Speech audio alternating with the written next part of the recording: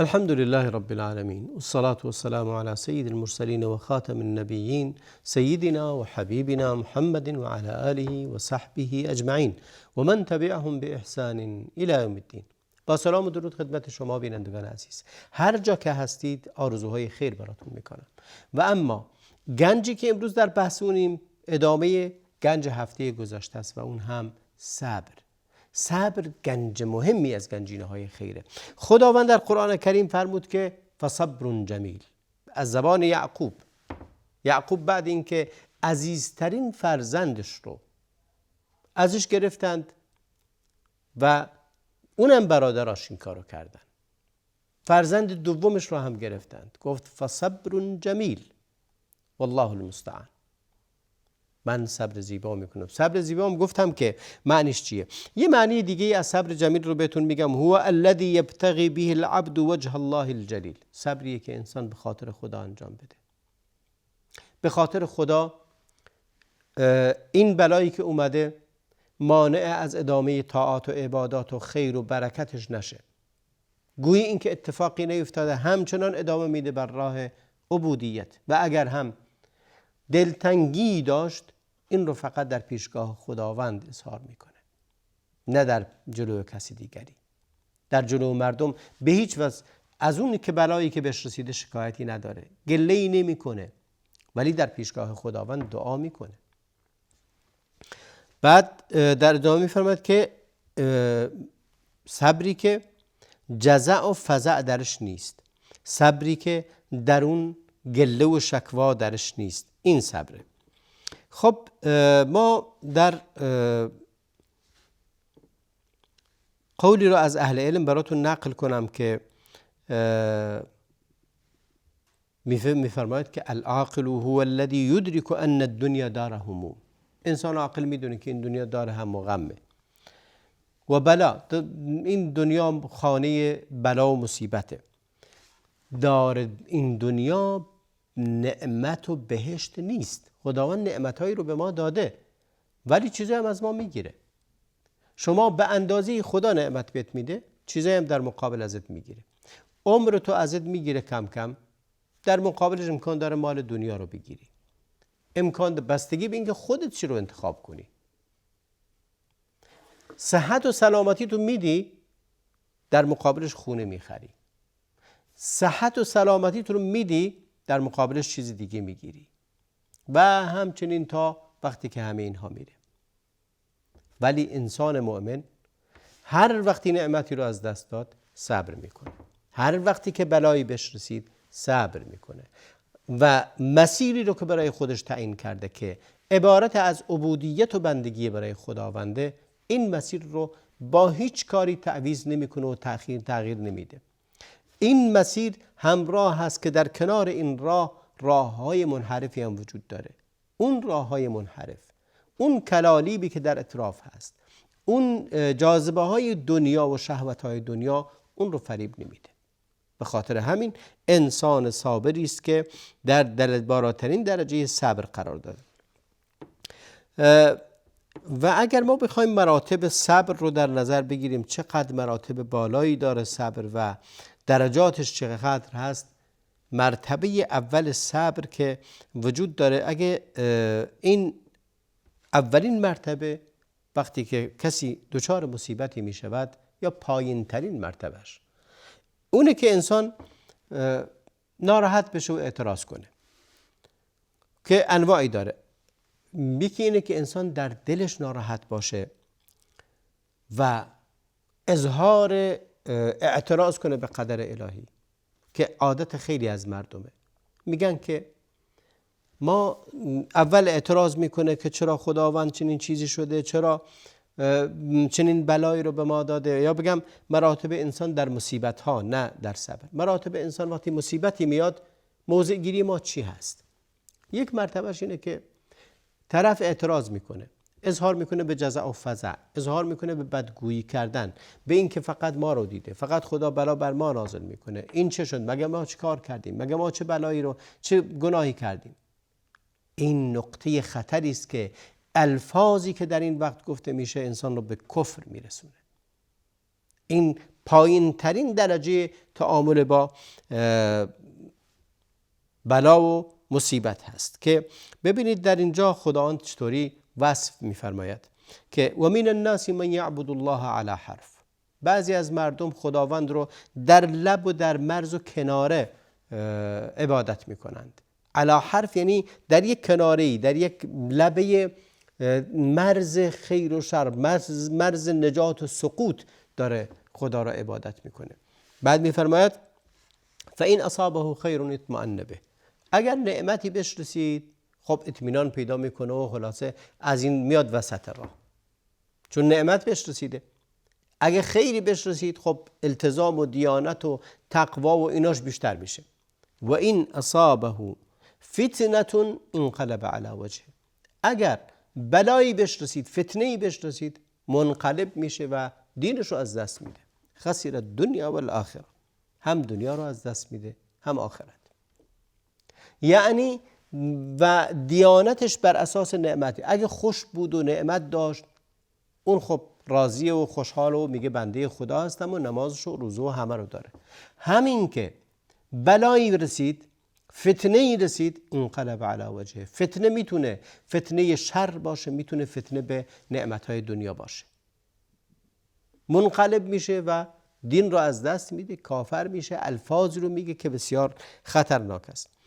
و نوع دوم از این اظهار زجر و اظهار تنفر کردن اینه که به زبان هست، شروع میکنه به داد و بیداد و سر و صورت زدن و اعتراض کردن بر تقدیر الهی و الفاظ بد گفتن که همه اون الفاظ نتیجه کفر خواهد شد. یا اینکه میزنه به سر و صورت خودش، خاک بر سرش میریزه، لباس سیاه میپوشه، ماها و سالها لباس سیاه بر تن داره و همیشه و شب و روز داره داد و فریاد میزنه که چرا خداوند بچم رو گرفت، یا برادرم یا پدرم یا مادرم، و هیچ وقت آرام نمیگیره. و همیشه هم این رو میگه فقط خدا بلا به ما میده، خب چرا فلان و فلان و فلان اینچونی نشدن. و اینه که این انسان در واقع در این امتحان موفق نشده. و می‌فرماید که یکی رأى بعضهم رجلا یشکو الی آخر فاقته و ضرورته. گفت که یکی رو دیدن، بعضی از بزرگان یکی رو دید که داره فقر و بدبختی خودش رو پیش یکی دیگری میگه خیلی فقیرم، خیلی بدبختم، خیلی بلا دیدم، خلاصه خیلی مشکلات میگه. فقال یا هذا، بهش گفت ای فلان، تشکو من یرحمک الی من لا یرحمک. داری شکایت از خدا رو میبری پیش یکی از بندگان خدا، شکایت خدایی که رحمان و رحیمه، یعنی داری از قدر خدا شکایت میکنی، خدا این بلاها رو به من داده، میری پیش کی این اعتراضو میکنی؟ میری پیش کسی که اصلا هیچ مهربانی به تو نداره. چرا نزد خودش این کارو نمیکنی؟ و میگه بعدن این شعر رو گفت اذا اعترتك بلیه فاصبر لها. اگه بلایی به تو رسید صبر کن. صبر الکریم فانه بک ارحم. صبر که انسان کریمی باش، مانند انسانهای کریم صبر کن، زیرا که خداوند به تو مهربان تره. و اذا شکوت الی ابن آدم انما، اگر رفتی و شکایت بردی پیش یکی از بنی آدم که بله خدا این بلاها رو به سرم آورده و پرونده شکایت تشکیل دادی که بیا ببین خدا به من چیکار کرده، رفتی پیش کسی دیگری این رو گفتی، تشکر رحیم الی الذی لا یرحم. تو داری میری از کسی شکایت میکنی که رحیم و مهربانه، نزد کسی که هیچ رحم و مهربانی نسبت به تو نداره. اینجاست که بعضیا در بدترین شرایط هستند و در وضعیت بسیار بسیار نامطلوب و نامناسبی هستند. در زمان حاتم اصم میگه، یک روایت رو نقل میکنند که یک شخصی بود بهش گفته میشه معاذ الکبیر، مصیبتی بهش رسید این شخص، میگه فجزع منها و امر باحضار النائحات و کسر الاوانی. گفت یه بلایی بهش رسید، دستور داد گفت که نوح سراها رو بیارید، اونایی که نوح سرایی میکنن در معاتم و اینا، گفت بیارید شروع کنید. شروع کرد به شکستن ظرف و ظروف و زینت‌آلاتی که داشتن و شروع کرد به نوح سرایی و داد و بیداد و ناراحتی. حاتم اصم این رو شنید. فذهب الى تعزیته مع تلامذته. حاتم اعصم یکی از علما و بزرگان بود که دانش آموزاش رو، طلبه هاش رو همراه خودش برداشت و رفتن پیش این مرد و به یکی از دانش آموزاش گفت که فقال اذا جلست فاسألني عن قول الله تعالى ان الانسان لربه لکنود. گفت که وقتی نشستیم تو سوال کن از من، بگو این آیه معنیش چیه؟ ان الانسان لربه لکنود، انسان همانا منکر نعمتهای خداست. و میگه اونم سوال کرد این سوال فسأله فقال حاتم لیس هذا موضع السؤال. میگه یه بار سوال کرد حاتم اصلا گفت که الان وقتش نیست. بار دوم سوال کرد و بار سوم سوال کرد، گفت معنای این، بار اول و دوم جوابش نداد، بار سوم گفت که ان الانسان لکفور، گفت انسان کفر نعمت میکند. عداد للمصائب نساء للنعم. گفت که انسانی که کنود و جحود است و منکر نعمت خداست، کفران نعمت میکنه، همیشه مصیبت ها رو میشماره. این بلا اومد، این بلا اومد، این بلا اومد، مرتب ردیف میکنه که چه بدبختی هایی به سرش رسیده. ولی نساء للنعم یعنی نعمت ها رو خیلی فراموش میکنه، یادش میره خدا چی بهش داده، ولی همیشه در غم و غصه از دست رفته هاشه و داشته هاش رو نمیشماره. مثل معاذ هذا، گفت که مانند همین آقای معاذ کبیری که داره این کارو میکنه، مثل این. ان الله تعالی متعه بالنعم 50 سنه. گفت که 50 سال خداوند نعمت به این آدم داده، بهترین نعمت ها رو بهش داده. فلم یجمع الناس علیها شاکرا. گفت که مردم رو جمع نکرد بگه بیایید، مثل امروز رفته نوحه‌خوانی ها رو اومده نوحه‌خوانی کنند، نرفت یک بار مردم رو جمع کنه بگه ای مردم بیایید با من شریک بشید، شکرگزار بشید که من خدا این نعمت ها رو بهم داده، دعوتتون میکنم که میخوام جشن بگیرم، جشن شکرگزاری این نعمت. ولی همین که نعمتی رو از دست داده داره ماتم گرفته و نوحه‌خوانی ها رو آورده، شعر سرودن در این باب و بلا و مصیبت رو میگه. فلما اصابته مصیبه جمع الناس یشکو من الله تعالی.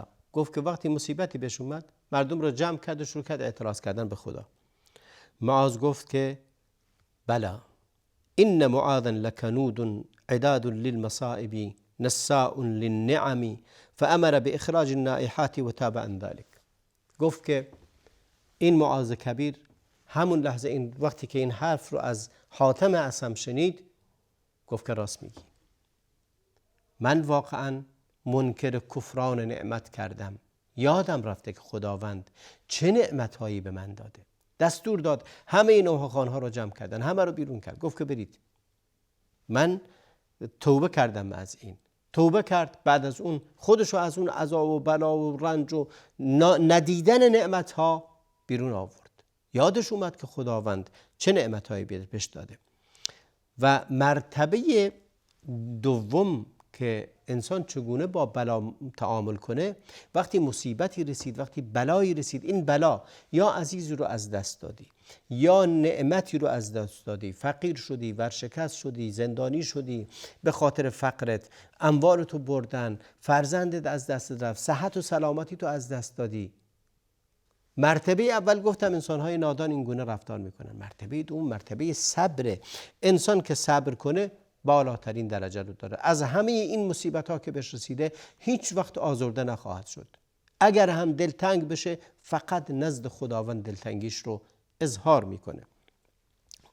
و الصبر مثل اسمه مر مذاقته. یکی از شاعر گفت صبر مانند اسمشه، خیلی مزه اون تلخه، صبر تلخه. بعد گفت ولکن عواقبه احلا من العسل، اما نتایج اون از عسل هم شیرین تره. ببینید صبر، درخت صبر درخت بسیار تلخی، یکی از درخت‌های خیلی تلخ اسمش صبره، میگه خیلی تلخه. این صبر هم همینطوره، اسمش کلمه صبر واقعا سخت، تحمل کردن بلا، تحمل کردن از دست دادن نعمت سخته، ولی وقتی صبر کردی نتایج خوبی به بار میاری. در فارسی هم گفتن که گر صبر کنی زغور حلوا سازی. اگه صبور باشی میتونی از این غوره‌ای که ترش و تلخه، از این آب غوره‌ای که خیلی ترشه و بعضا هم تلخه، میتونی عسل یعنی حلوا بسازی. مردم از همون غوره حلوا میسازند، انگبین درست میکنند. به خاطر همین اهل علم در توصیه این گفتن واصبر ان الله مع الصابرین، یا در آیه دیگه فرمود واصبروا، صبر کنید که خداوند همراه صابرین هست. وقتی که خداوند همراه هست، وقتی میفرماید مع الصابرین ان الله مع الصابرین، یعنی معیت خدا. ببینید کسی که خدا همراهشه حتما پیروزه، حتما برنده است، حتما موفقه، حتما آرامش داره. ببین معیت خدا همراه انسان باشه، معیت خدا یعنی نصرت الهی، معیت خدا یعنی پناه دادن، معیت خدا یعنی دور کردن بلا، معیت خداوند یعنی آرامش دادن. وقتی شما همه اینها رو داری پیروزی. ان الله مع الصابرین، اینه که اجر انسان صابر بسیار بسیار فراوانه. و اما مرتبه بعدی از صبر، گفتیم یک مرتبه اول بلا اینه که یک طرفی میاد شروع میکنه جزع و فزع. مرتبه دوم اینه که صبر میکنی. درجه بالاتر از صبر هم رضاست، یعنی راضی بودن به رضای خداوند، که در برنامه‌های دیگه هم گفتم که یکی از گنجینه‌های مهم راضی بودن به رضای خداونده. لذا هر چقدر در باب صبر بگیم باز هم اجر صابر و صابرین بسیار فراوان هست. و خیلی جالبه در یه جایی قول عمر بن خطاب رضی الله عنه رو براتون بخونم که میفرماید عمر بن خطاب در این روایت گفته است که ان افضل عیش ادرکناه بالصبر، فرمود که بهترین معیشت رو با صبر بهش رسیدیم. ولو ان الصبر کان من الرجال کان کریما، اگه صبر از جمله آدما بود آدم بسیار مکرمی بود. و میگه که اگر صبر و شکر، عمر بن خطاب میگه فإن كان ولو كان الصبر والشكر مطیتان یا بعیرتان ما بالیت ایهما رکبت. میگه اگه صبر و شکر دو تا شتر بودن هر کدومشون رو سوار بشی خوبه. اینقدر اهمیت داره. میگه ابن حسن میگه ابن آدم لا تؤذی و این اوذیت فاصبر.